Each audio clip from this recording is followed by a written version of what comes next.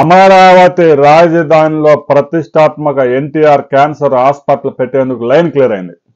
2018లోనే Amaravati రాజధానిలోని health సిటీలో NTR cancer hospital, Taraka Rama cancer హాస్పిటల్కి, Basavatarakam cancer హాస్పిటల్కి 15 ఎకరాలు కేటాయించడం జరిగింది. సీడ్ యాక్సెస్ రోడ్ పక్కనే, తుళ్ళూరు సమీపంలో.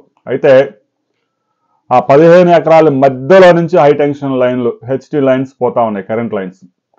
ఏదో పక్క నుంచో ఒక మూల నుంచి అయితే పర్వాలేదు, కానీ భూమి ఆ ఇచ్చిన 15 ఎకరాల మధ్యలో నుంచి హెచ్టీ లైన్లు ఉండడంతో ఈ హాస్పిటల్కి చైర్మన్గా ఉన్న బాలకృష్ణ ఇటీవల పరిశీలించి ఆ లైన్స్ కొంచెం పక్క జరపాలని కేంద్ర ప్రభుత్వానికి, రాష్ట్ర ప్రభుత్వానికి విజ్ఞప్తి చేశారు.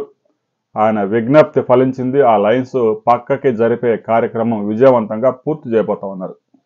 రాబోయే కొద్ది రోజుల్లోనే తుళ్ళూరు సమీపంలోని సీడ్ యాక్సెస్ రోడ్డు పక్కన హెల్త్ సిటీలో 15 ఎకరాల్లో 650 కోట్ల రూపాయల వ్యయంతో క్యాన్సర్ హాస్పిటల్ రాబోతా ఉంది. ఆంధ్రప్రదేశ్లోనే అతిపెద్ద క్యాన్సర్ రీసెర్చ్ ఇన్స్టిట్యూట్గా కూడా బసవతారకం క్యాన్సర్ హాస్పిటల్ నిలవబోతా ఉంది. ఇప్పటికే హైదరాబాద్లో గడిచిన 24 సంవత్సరాల్లో 15 లక్షల మంది పేషెంట్లకి సేవలు అందించారు. దక్షిణ భారతదేశంలోనే అతిపెద్ద క్యాన్సర్ హాస్పిటల్గా హైదరాబాద్ క్యాన్సర్ హాస్పిటల్ ఉంది.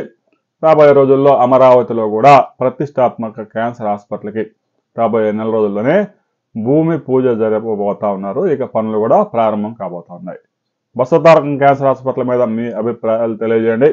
హైదరాబాద్లో బసవతారకం హాస్పిటల్ అందుతున్న సేవల మీద కూడా మీ అభిప్రాయాలని కామెంట్ చేయండి.